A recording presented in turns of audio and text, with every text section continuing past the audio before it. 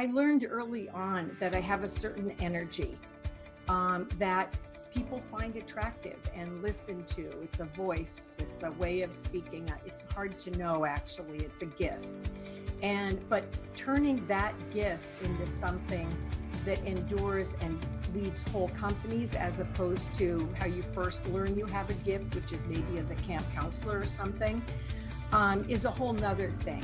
So it's creating a really clear vision. It's explaining that vision. Some ways, sometimes I think, it's like a simple formula, but what makes it not simple, I think, is bringing passion to it, creating excitement for people, and just doggedly persevering. It's like what Woody Allen said, sort of 98% of success showing up. So you just keep with that thing. You just keep generating that excitement, explaining the vision, moving people further along, and being very concrete and granular about what it means to move along. Welcome to Grow Think Tank. This is the one and only place where you will get insight from the founders and the CEOs of the fastest growing privately held companies. I am the host. My name is Gene Hammett. I help leaders and their teams navigate the defining moments of their growth. Are you ready to grow? You've heard the phrase, lead by example. When you think about your role as a leader, do you think about how you're setting the example for everyone in your team? Are you being an impeccable role model of leadership? Are you really creating the kind of experience that your employees want by showing them what you expect of yourself, holding yourself to a highest standards? I smile when I say this because we often know that we are leading by example and we are setting a role model of leadership, but rarely do we think about it. Rarely do we actually let it guide who we are and how we show up day in and day out. Let me ask you a question. You ever showed up late to a meeting? Probably have. We all have, right? But if this is a consistent pattern for you, then you're not really setting forth the example, because you probably have been frustrated if people show up for your meetings late. And I could go on and on and on of different areas where you have to be the role model of leadership that you expect of your team. Today's guest is Betsy Bassan. She's the founder of Panagora Group. This company has created a unique relationship because she leads by example. She's the role model of leadership. Panagora Group really is an incredible company. They were number 451 on the Inc. list in 2019. That fast growth is over 1,000% growth over the last 3 years. Now, think about that, what that means. Betsy has a lot to share with you of what you need to do to be the leader that your team deserves. Before we jump into the interview, make sure you go ahead and get the training. The training that I've been talking about recently is something special for you if you are a founder or CEO of a fast growth company or want to be the CEO, founder of a fast growth company. It will go over the 3 mistakes that get in the way of your growth. Just go to genehammett.com/training. You can get it absolutely free, your gift for listening in today. When you think about your job as a leader, it's not just to manage the work, but it's to lead the people. Get the 3 biggest mistakes at genehammett.com/training. Now here's the interview with Betsy. Hi, Betsy. How are you? Oh, good. How are you? Fantastic. Excited to talk to you about, leadership and culture of a fast-growing company. Tell us about Panagora Group. Panagora Group. Okay. Well, we started in 2011. And I, decided to make a whole new start at that time. Now, getting closer and closer to 10 years ago, so a decade of this, and just wanted to really have my own platform and have it really reflect my own values, frankly, as a leader, my leadership values. And everyone said to me, why would you do this thing? You're a very successful executive in a leading international development company.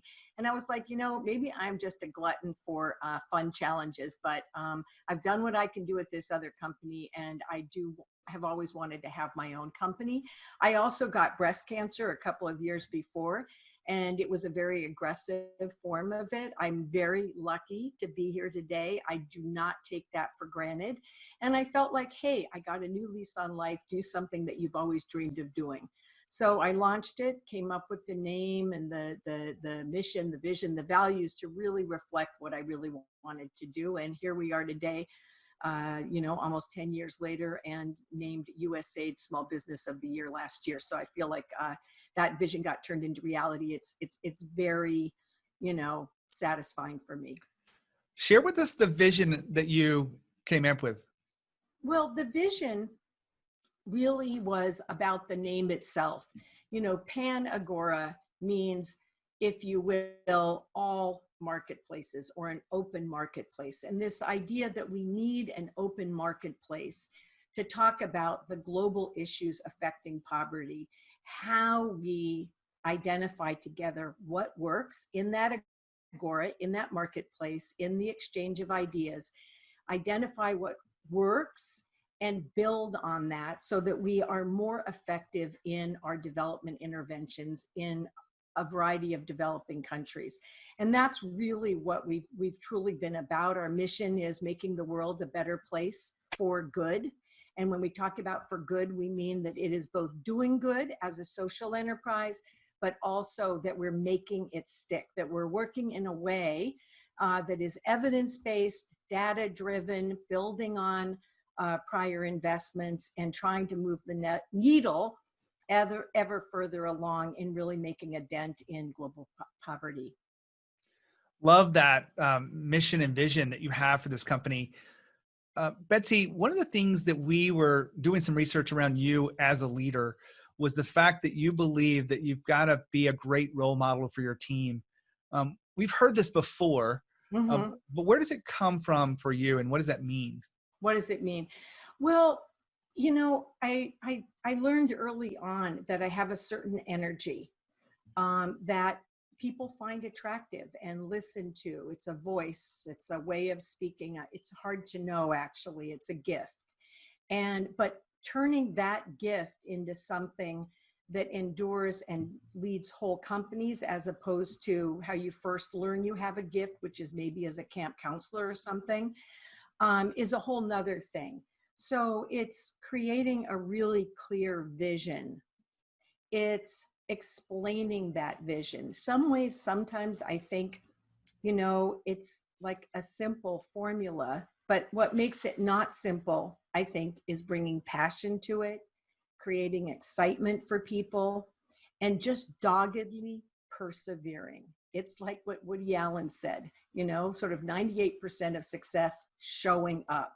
So you just keep with that thing. You just keep generating that excitement, explaining the vision, moving people further along, and being very concrete and granular about what it means to move along, like creating really clear plans and detailed ones about what people will do, what it takes to, move each step. We call them work plans in my business. We call them strategic plans.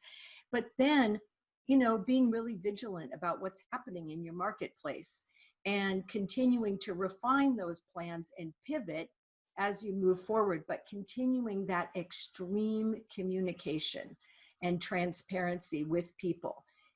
Having lots of touch points of engagement, whether it's planning sessions, weekly staff meetings, and open door policy. And I think the other thing is really showing that you care about your people. I mean, authentically. And I think a lot of us have been tested in that way during COVID, and also now in the Black Lives Matter movement, and helping people, to find their centers in that, and treating them really humanely during a period of intense upheaval for all sorts of reasons. So all of those things together, it's like no one thing. But I do think the constant explaining, a lot of times I say, I am the aligner in chief. It is my job to just keep bringing people back to the vision and the way. Hold on for a second. Did you just catch what Betsy said about caring? You've got to show that you care. A lot of leaders know that they must care about their employees. But right now, what we're going through, the uncertainty, the fact that we've never been this, we don't know what the future looks like. Getting back to work, is it going to be remote? How clean is the air going to be? Are you going to get sick? There's so many issues that are going through the head of your employees. What if you took the time to show them that you care? You could empathize with them like you've never done before. What if you just took a few extra moments every time to listen into them and acknowledge them, recognize them, Showing you care is not a weakness. In fact, it does take time, but it pays off in tenfold. Back to the interview with Betsy. One of the things I want to go deeper with you on this, Betsy, is about alignment. I kind of have a feeling that a lot of companies don't really understand what alignment is. They have that vision of a crew that's in like one of those fast Right. boats that gets Yeah. rowed. And Yeah. I get that vision of alignment, but I think there's more to it than just Right. having everyone do the work. Right. When you think Yeah. about alignment, what comes to mind? Well, you know, for better or for worse, think of what I need to be able to really pull in the same direction. So what I need to pull in the same direction with everyone else is to understand where we're going, why we're going there, and how we're going to get there. So I'm constantly trying to share that, make sure we're really on the same page, and that people feel that they are in roles where they can do their best. I often take what I call an appreciative inquiry approach, building on strengths. You know, a lot of people use performance evaluation and other tools to address weaknesses. I try to build on strengths. I want people to feel that we are using what they most want to do and what they're best at, but also just keep them really well informed and involved. So I do everything in a very participatory manner. We have really joint planning sessions. I put it all out on the table because I want people also to just feel the ownership. Our plan, for example, for 2020 is build it, own it, live it. We build it together, we truly own it across the company, and we can live it. And it doesn't mean it stays the same all year. And sometimes that's hard for people, but we have to pivot with the marketplace.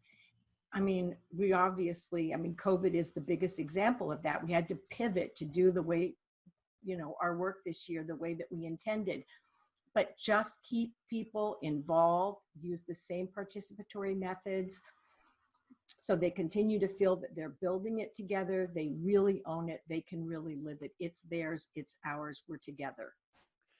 I'm smiling when you put in there the aspect of that of own it. I want to talk to you about that, but I want to catch something to make sure it's really clear for the audience here. Yeah. You said the plan is give me just a little bit more depth around this. What is this exactly, the plan? Yeah.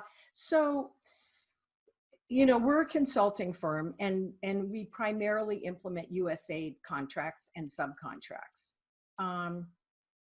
So we have to weave all of that together as a company and say to ourselves, what do we have existing? What do we want to acquire? And to create a strategic plan each year for the company, for our work, that will guide us in terms of so many different elements, what we plan to bid on, areas where we want to build capacity, and we pull it all down really to metrics. And we have 3 big metrics: client feedback, staff satisfaction, and sales. And even though sales is the biggest driver, I put it at the bottom of the 3 metrics because I want people to realize that the important thing is, and this comes back maybe to your question, of customers over staff. I do put client feedback at the top because I think that's the biggest metric as to whether we're meeting our aspirations for innovation and excellence. I put staff satisfaction next. We do the staff engagement survey, the Q12. I want to know that staff are happy and that it's a good workplace and that they feel challenged but not overloaded. And it's a very fine line in a consulting firm to achieve that. I want to feel that it's a happy workplace, that they really like coming there and that they feel that it's, collegial, professional. And I really recruit people. I didn't always do this. This was a learning that I had over time. I look as carefully at whether a person has a track record in playing well in the sandbox as I do as to whether they're technically qualified. It's really important to me that the workplace be a place that people feel comfortable and not threatened, but supported, and that they can achieve really good work. Hold on. If you're tuned in here on YouTube, make sure that you go ahead and hit the thumbs up, subscribe, and hit the bell notification button so you'll be notified when the next episode drops. See you then. Back to this aspect of own it. One of the things I've learned through all of my research, hundreds of founders like yourself on this podcast, my next book is around this concept of people owning it. And when I say it, it's really that feeling of ownership. Mm-hmm. You don't have to use financial tools like options and things like that. You can Mm-hmm. take people to a feeling of ownership. What happens from there is they own the goal, they own the process, they own the client satisfaction. Mm-hmm. When you're using that in conversations with your people, how Mm-hmm. exactly do you kind of get them to know that they really have owned it? That they really owned it.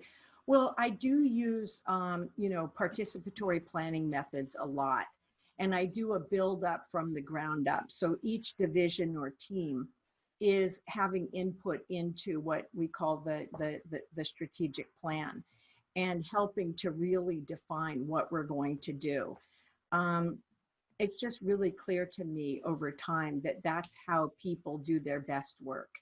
And I there's no real secret sauce to it except for that you use participatory methods so that the ultimate um, way forward, whatever you want to call it, is commonly developed.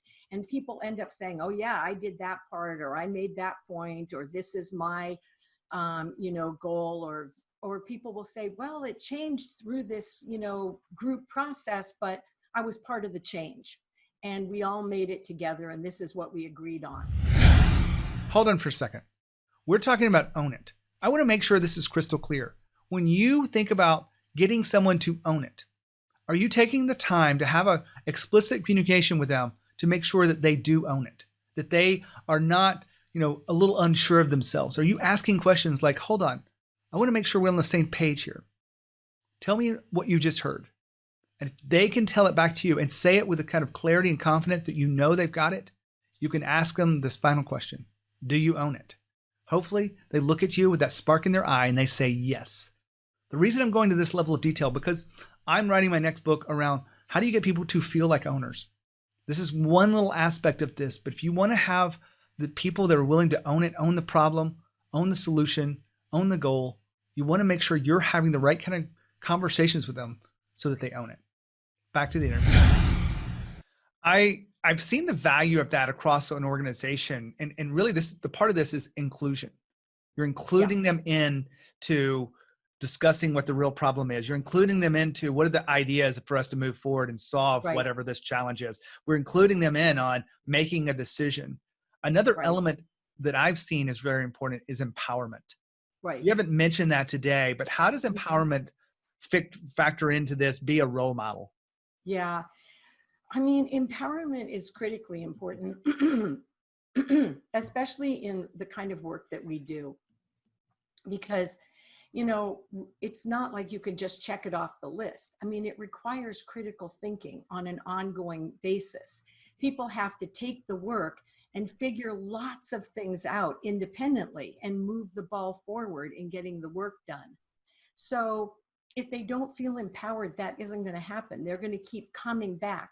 Now, coming back is a good thing in the sense of you want to build an idea of delegation and ownership, but with accountability, right?